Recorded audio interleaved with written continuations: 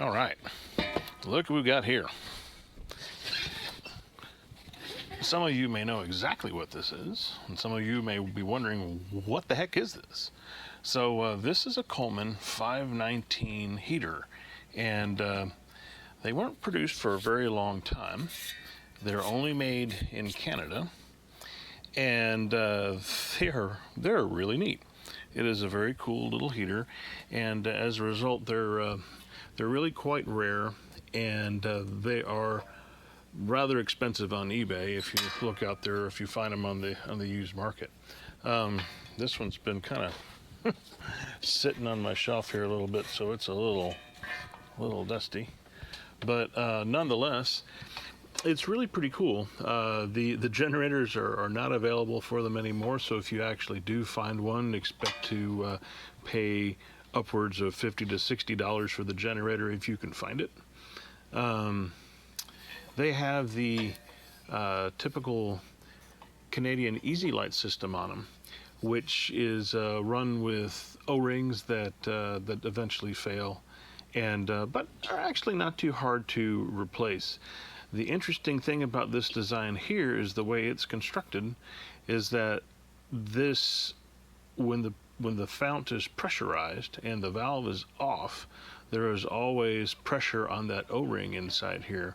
So if that O-ring fails and you pressurize it, even though you don't have the valve on, you will still probably see fuel trying to leak out of here.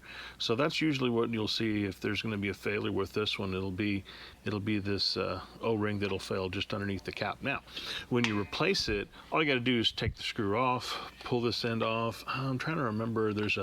I believe there's a there might be a nut underneath. Yeah, there's like a packing nut. Basically, you pull that off, but do not pull the valve stem out.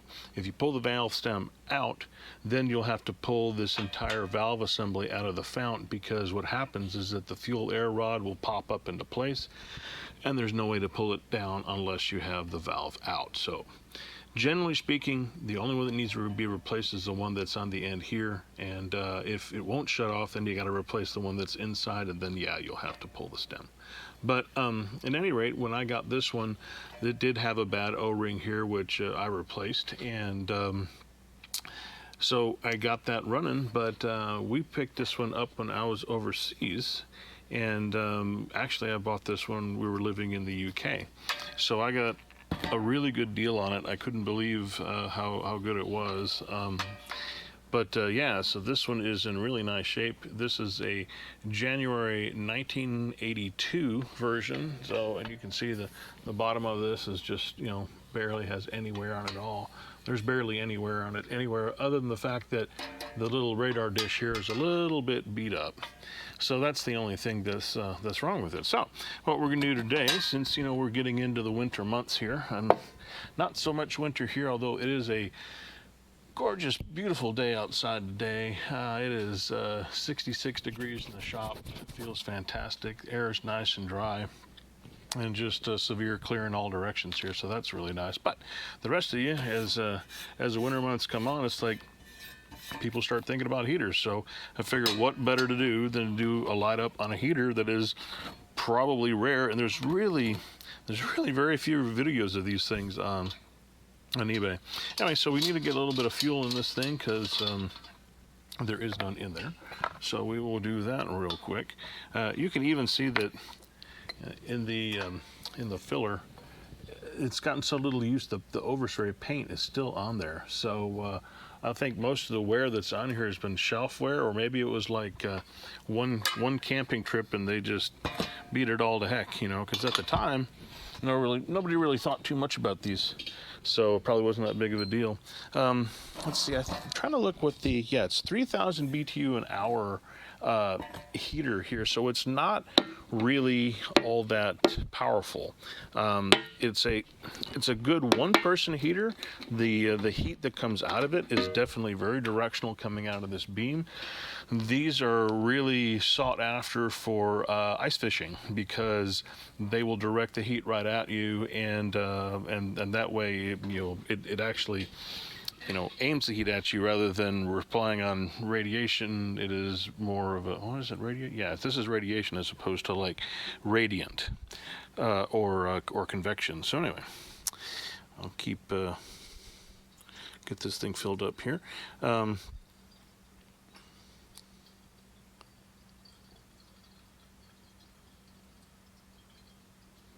That should be good enough. So anyway, that is kind of the whole thing here. So the lighting on these is not too difficult. There's some little holes on either side here that you can hold a match to. Probably best to show you this way. So yeah, there's a hole here and a hole here, and you can hold a match to or a torch or whatever. But basically, the generator. Try to get this to fully drip out of there. Anyway, the generator just runs right straight through the middle of this thing. So generator goes right out of the valve here, right into the middle, and this is where all the burning happens, and then the screen will glow red when it lights up. So hopefully this thing should pump up without any trouble. I haven't messed with it in quite a while. Oh yeah. Make sure I got my valve off here. Which it shows to be off, I believe, because that's the up position. Yep. Yeah, it doesn't have an indicator or anything like that. It's just up is where the indicator should be. So we'll go ahead and, okay, that's pretty good pressure. I'm going to do my normal bit of opening it and waiting for the valve for the fuel to spit out. So we'll do that here.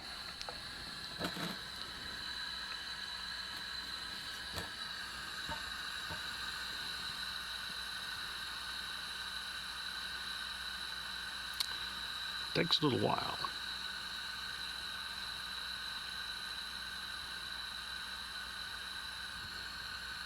Takes a long time. Well, this has been dry for a while, so it may require a little longer startup here. Yeah, I don't smell any fuel yet. May have to stop and repump this. Okay, so let me do that.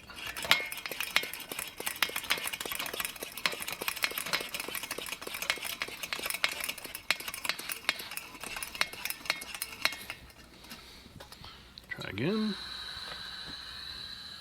Give it a shake to see if that makes any difference. I may just flip this over just to go and see if it'll help it pull up some.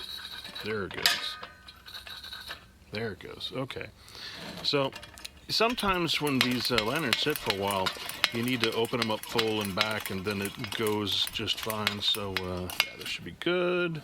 I think I want to use one of my cruddy matches here. The match that I have to light with a torch because they're so bad. But I'd rather light this with this than pointing the torch at it. So I'm gonna get this lit up here. Hopefully it'll, even the wood doesn't want to burn on these things. So there we go.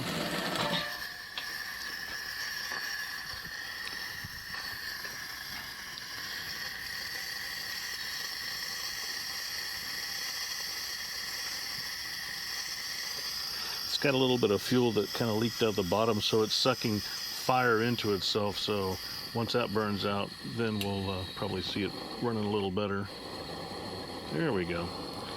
So there you can see that from both angles there, what it looks like when it's running. So you can see that there's the mesh that's behind it, and there's a burner that burns actually straight down right behind it.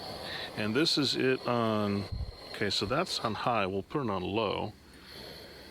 So you can really turn it down pretty low, but you put it on high, and then that's what you get like this. So it really does a good job of like projecting that heat. I mean, it is like a nice solid beam, and yeah, you can see the glow around it too. So it's a really cool little heater, in that you don't need propane. because if you're out ice fishing and stuff like that, I'm going to back this down just a little bit.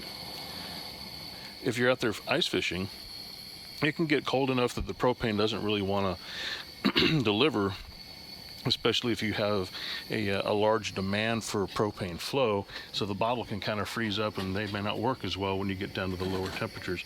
These, on the other hand, will always work, especially with the Coleman fuel. So yeah, it'll definitely do what it needs to do. So that's it. It has a little handle that you can carry it with here, so you don't burn yourself, and then just set it right back down. That's what that's for. But that's really kind of it. It's a really tiny, small, compact heater.